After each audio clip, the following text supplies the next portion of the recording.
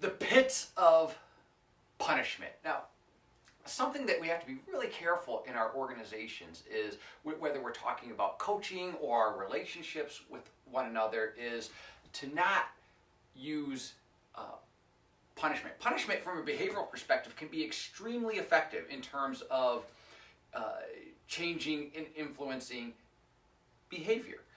Besides ethical concerns, there are some very worrisome scientific concerns when using punishment, though. While you can get a very rapid change in behavior by applying punishing contingencies, whether it's through disciplinary measures with a staff person, like written discipline, suspensions, pay reductions, other sort of penalties, you might be able to affect a rapid change in behavior.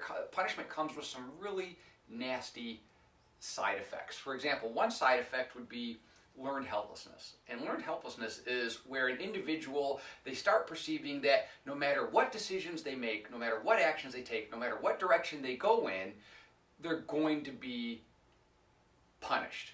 Whether that's accurate or not, if that's how they perceive the work environment around them, what you could potentially see happen then is this psychological phenomenon of learned helplessness, where they just start closing down. They start shutting down, and they're afraid to do anything, to take any sort of risk, to make any sort of decisions, because they're afraid whatever they do is going to lead to more punishment. Now, obviously, that's not going to help us achieve our missions in our organization if individuals are feeling helpless and are afraid to take action.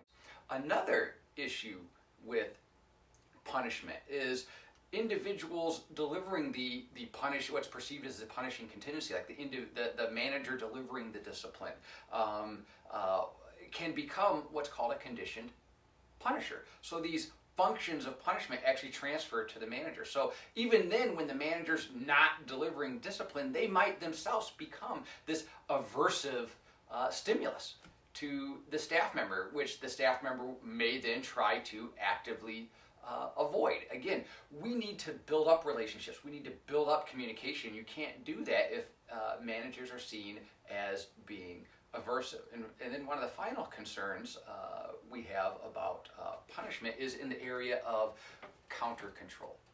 And counter control is basically when you have some sort of punishing contingencies in place, and you're, say like a direct support professional or someone is perceiving your actions as being punishing, they may not be able to exert control over that situation directly, because you as a supervisor in a position of authority, a position of power over them. So if they can't exert direct control over that situation, what you might see is counter control. And other terms that we have used to describe counter control might be passive aggressive actions, could be insubordinate actions, could be just a complete reduction or elimination of discretionary effort, or even quiet sabotage of the efforts that the supervisor, the manager is trying to achieve in the organization.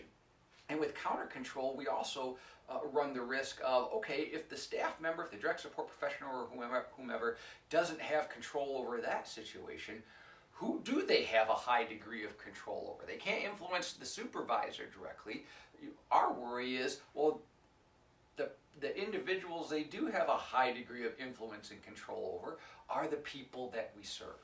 And do we really want our staff members modeling punishment-based actions, punishment-based behaviors? Because that could very easily, if we're not careful, flow through to the people we serve. And that's the absolute opposite of the type of behavior we want our direct support professionals exhibiting when they're working with the people that we serve. So it's very important that organizations take a look at their systems, their structures, and our actions as leaders within our organization, to make sure and look at it from the perspective of other staff in the organization, direct support professionals. Would this be perceived as helping a person learn and grow, like from a disciplinary or coaching perspective, or is this more likely to be perceived as punishment? Are we focusing on blame, or are we focusing on problem solving and helping a person grow beyond this performance discrepancy.